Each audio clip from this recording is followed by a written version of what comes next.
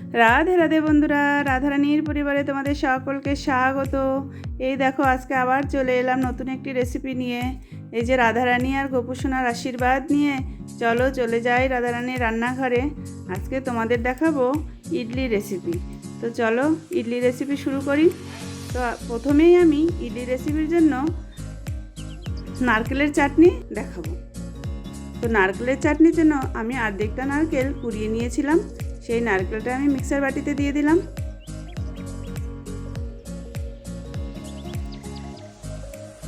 এখন আমি দিলাম কিছুটা চীনাবাদাম, ভেজে রেখেছিলাম সেই বাদামটা।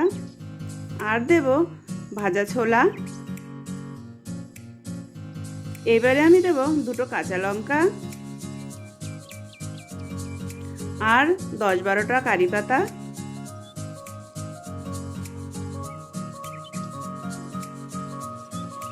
এবারে দেব পরিমাণ মতো লবণ। আর টক ভাবানোর জন্য আমি সামান্য টক দই দেব। তোমরা এই টক দইয়ের বদলে তেঁতুলও ইউজ করতে পারো। আমি 3 চামচের মতো টক দই দিলাম। এখন আমি একটু জল দিয়ে তৈরি করে নেব এই চাটনিটা। ভালো করে পেস্ট হয়ে গেছে, দেখো চাটনির জন্য রেডি। এখন আমি চাটনির ফোড়নের জন্য তড়কা প্যান নিয়ে নিলাম।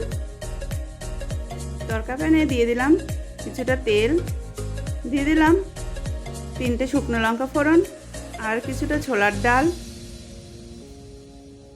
আর একটুখানি কালো সর্ষে ফোড়ন। এবারে দেব কারি পাতা ফোড়ন।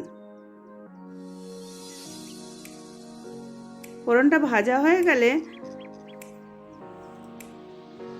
নারকেলের পেস্টের মধ্যে দিয়ে দেব। দেখো আমার ফোড়নটা না একটু বেশি ভাজা হয়ে গেছিল, দিয়ে দিলাম। এবার একটু ভালো করে নেড়ে হয়ে গেল আমাদের নারকেলের চাটনি রেডি। এবার চাটনিটা সরিয়ে রেখে আমি ব্যাটারের মাপটা বলে দেব। আমি নিয়েছিলাম এই কাপটার 2 কাপ চাল, নর্মাল চাল, আমরা যেই চাল ইউজ করি সেই চাল। 2 কাপ চালে আমি নিয়েছি হাফ কাপ ডাল। এই দেখো, এই চাল আর ডাল আমি 3-4 ঘন্টা আগে ভিজিয়ে রেখেছিলাম, পরিষ্কার করে ধুয়ে ভিজিয়ে রেখেছি।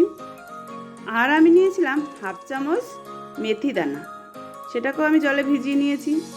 এখন আমি ডাল আর মেথি দানা ভালো করে পেস্ট করে নেব।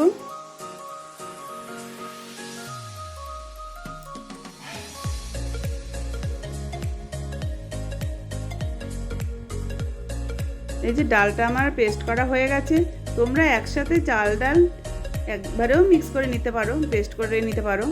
তো আমি আলাদা আলাদা করে করলাম। ডালটা পেস্ট হয়ে গেছে। এখন আমি একইভাবে চালটাও পেস্ট করে নিয়েছি। যে ব্যাটারটা আমার রেডি। এখন আমি ব্যাটারটাকে বেশ খানিকক্ষণ সময় ফেটিয়ে নেব ভালো করে। ইডলি ব্যাটারটা যত বেশি ফেটাবে তত ইডলিগুলো ভালো ফুলবে।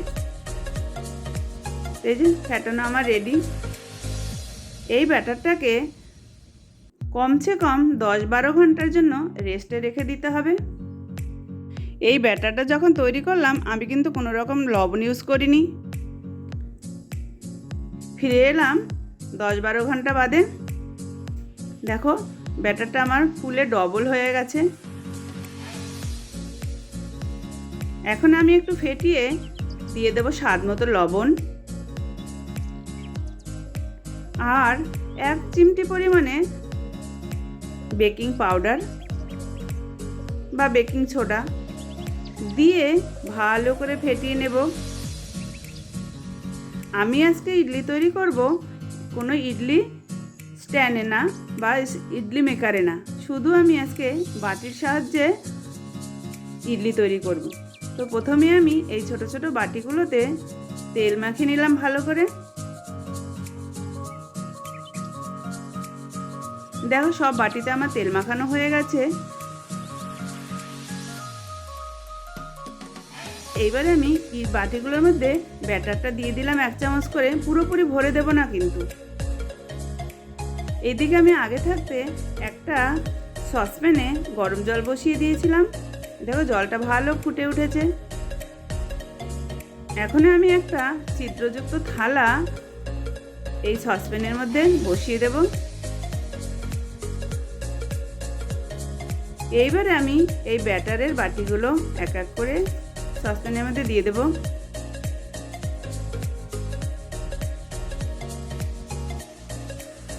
এখন ঢেকে 3 থেকে 4 মিনিট লাগবে এই ইডলিগুলো হতে। এই দেখো আমার ইডলিগুলো কতটা ফুলে উঠেছে। এবার আমি এগুলোকে নামিয়ে নেব। একইভাবে আমি সব ইডলিগুলো এইভাবে তৈরি করে নেব। প্রথম ইডলিটা বাটি থেকে আমি তুলে দেখাতে ভুলে গেছিলাম, তো এবারে আমি তোমাদের এই ম্যাঙ্গো শেপের বাটি থেকে তুলে দেখাচ্ছি। দেখো এটা হলো ম্যাঙ্গো শেপের ইডলি। খুব বাটিগুলো গরম, ধরা যাচ্ছে না। চামচের সাহায্যে আমি চারিদিকটা একটু ভালো করে ছাড়িয়ে নেব।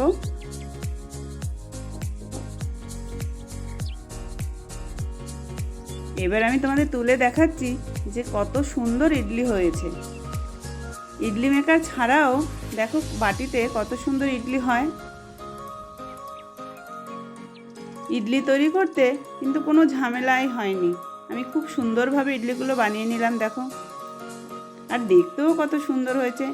এখন আমি এই গোল বাটিগুলো থেকে তুলে দেখাচ্ছি। দেখো গোল গোল সফট সফট ইডলি। সব ইডলি আমার রেডি করা হয়ে গেছে। এই দেখো নারকেলের চাটনি দিয়ে ইডলি আমি এইভাবে পরিবেশন করলাম। তোমরা বাড়িতে একবার অবশ্যই ট্রাই করবে এই ইডলি রেসিপিটি। এই ইডলি রেসিপিটি যদি তোমাদের ভালো লাগে লাইক শেয়ার কমেন্ট করবে। আর এরকম নিত্য নতুন রেসিপি পাওয়ার জন্য আমার চ্যানেলটিকে সাবস্ক্রাইব করে রাখার অনুরোধ রইল। দেখো 2 রকম ইডলি আমি একটা ভেঙে দেখাচ্ছি। দেখো কতটা সুন্দর হয়েছে ভেতর থেকে। আজ তাহলে আসি বন্ধুরা, দেখা হচ্ছে নতুন একটি ভিডিও নিয়ে। রাধে রাধে।